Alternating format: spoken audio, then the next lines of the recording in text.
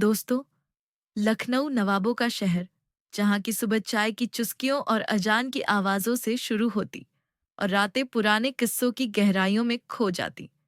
इसी शहर की तंग और पुरानी गलियों में हरी अपनी जिंदगी का बोझ अपने 3 पहियों वाले रिक्शे पर खींच रहा था।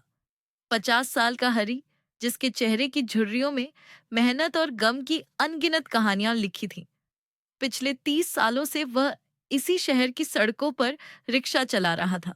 उसका रिक्शा पुराना था, सीट फटी हुई थी, पर हरी का दिल सोने का था। हर सवारी उसके लिए सिर्फ किराया नहीं, बल्कि एक इंसान थी, जिससे वह दो बातें करके अपनी दुनिया का अकेलापन बांट लेता था। हरी का घर गोमती नदी के किनारे एक छोटी सी बस्ती में था। एक कमरे का कच्चा मकान, जहां वह अपनी पत्नी शांति के साथ रहता था।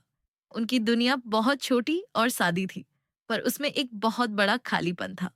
एक ऐसा दर्द जिससे समय की कोई भी धूल ढक नहीं पाई थी।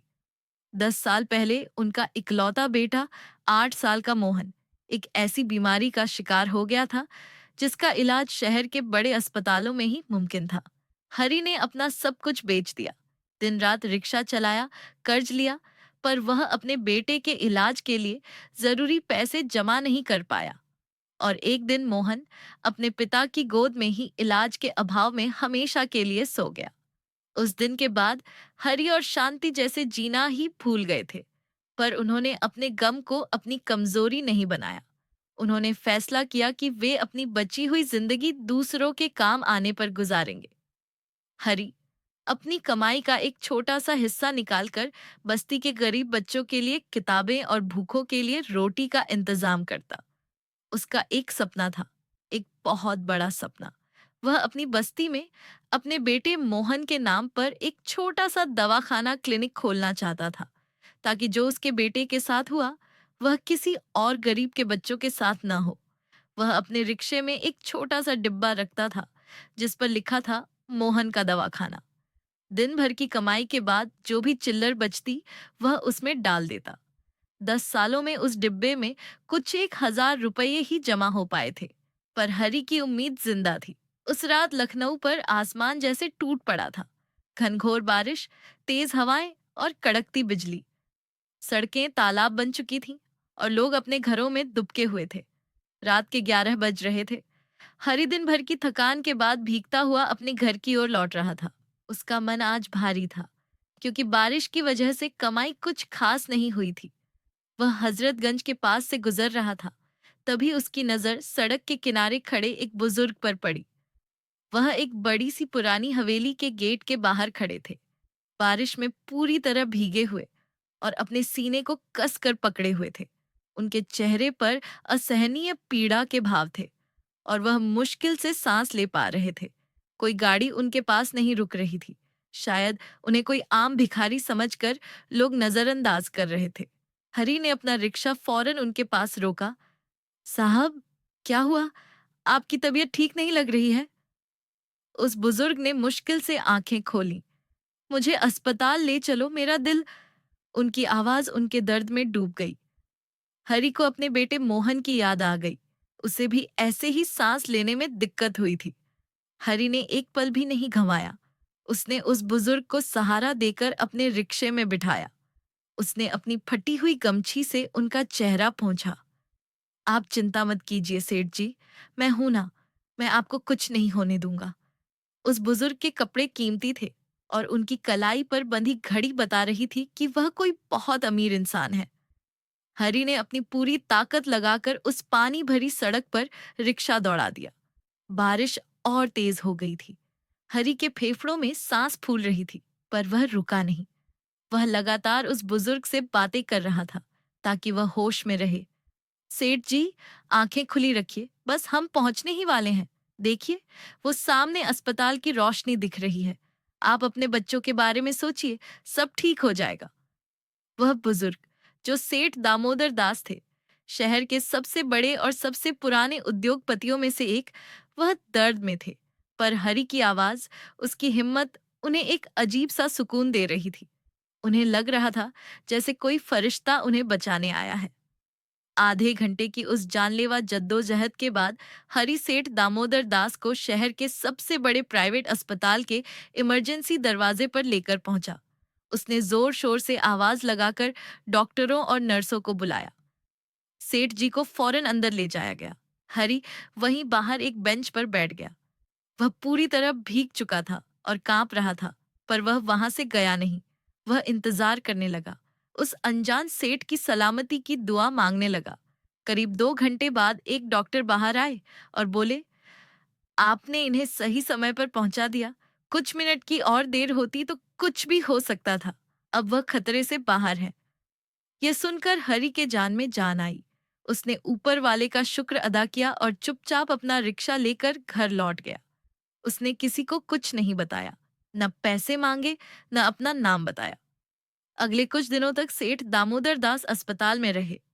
जब उन्हें पूरी तरह होश आया तो उन्होंने अपने मैनेजर को बुलाया और उस रिक्शा वाले को ढूंढने का आदेश दिया। वह बोले, उस आदमी ने मेरी जान बचाई है, मुझे उसे ढूंढ कर लाओ।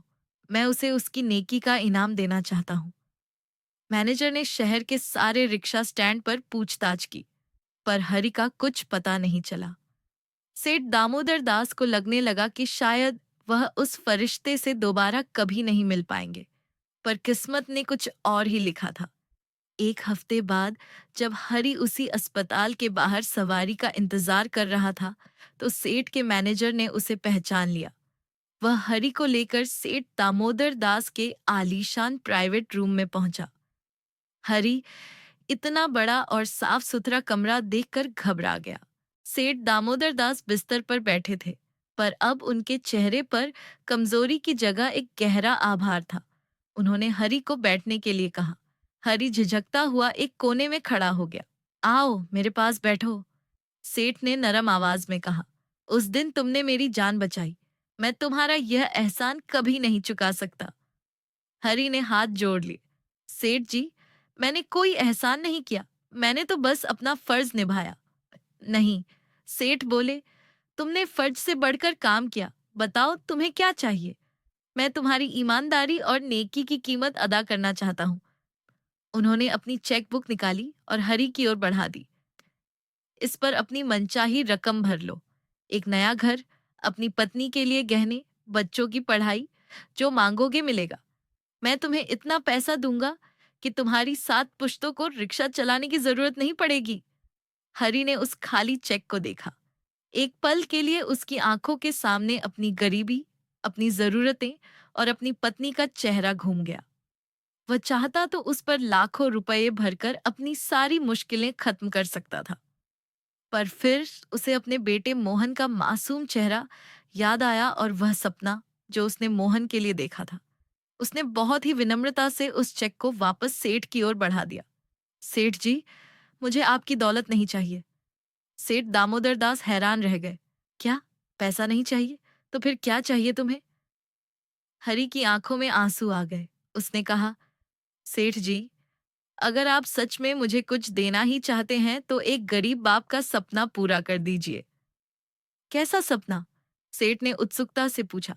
हरि ने अपने आंसू पोंछे और फिर उसने अपनी कांपती आवाज में अपने बेटे मोहन की पूरी कहानी सुनाई।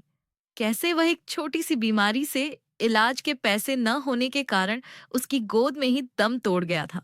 उसने अपने उस छोटे से डिब्बे और अपने दवाखाने के सपने के बारे में बताया। उसने कहा, सेठ जी, दौलत का मैं क्या करूंगा? वह मेरे बेटे को तो वापस नहीं ला सकती, पर अगर आपकी मदद से मेरी बस्ती में एक छोटा सा दवाखाना खुल जाए जहां गरीब बच्चों का मुफ्त इलाज हो, तो शायद मोहन जैसे और बच्चे मरने से बच जाएंगे। अगर आप यह कर सके तो यही मेरे लिए आपकी सबसे बड़ी कीमत होगी।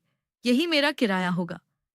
यह सुनकर सेठ दामोदर दास के होश उड़ गए। वह अवाक रह गए।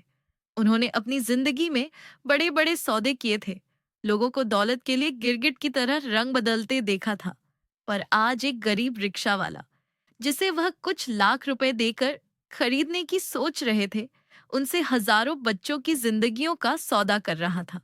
उसकी मांग में उसके लिए कुछ नहीं था, सिर्फ और सिर्फ दूसरों के लिए एक दर्द था, एक तड़प थी। सेठ दामोदर दास की कठोर आंखें नम हो गईं। वह अपनी कुर्सी से उठे और हरि के पास आए। आज तक मैं सोचता था कि मेरे पास बहुत दौलत है, मैं कुछ भी खरीद सकता हूँ, पर आज तुमने मुझे एहसास दिलाया है कि असली दौलत क्या होती है। असली अमीर तुम हो, हरि। मैं तो तुम्हारे सामने बहुत गरीब हूँ।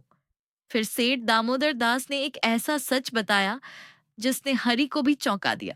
उन्होंने कहा, हरि, मैं तुम्हारी पीड़ा समझ सकता हूँ, क्योंकि मैं भी एक अभागा हूँ जिसने अपनी दौलत के बावजूद अपने इकलौते पोते को खो दिया है।